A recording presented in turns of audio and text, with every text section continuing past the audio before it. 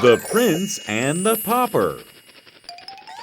Long ago, in a kingdom, there was a son born to a king and queen. He was named Edward. On the same day, a son was born to a very poor family. He was named Tom. Prince Edward was treated very well, with lots of food and clothes. But for Tom, it was the opposite. His father made him beg for food on the streets. One day, Tom saw a huge palace. He wanted to go in, but the guards stopped him because he was wearing dirty, ragged clothes. "You cannot enter this palace. Go away, you little rat."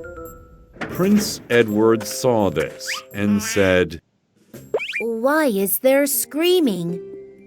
"Your Highness, this pauper boy is trying to enter the palace."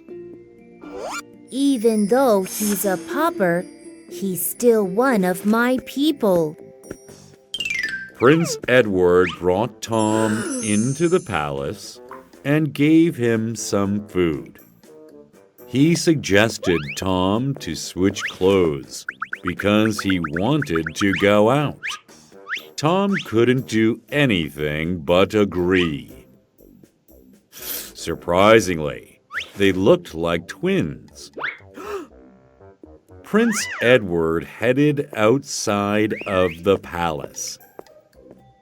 Tom's father, who thought Prince Edward was Tom, dragged him back to their house. He beat him every day and made him beg for money. Meanwhile, Tom tried to convince the servants that he wasn't Prince Edward. However, no one believed him and thought he was ill. One day, Prince Edward bumped into Knight Hendon. Believing his story, Knight Hendon decided to help him go back to the palace.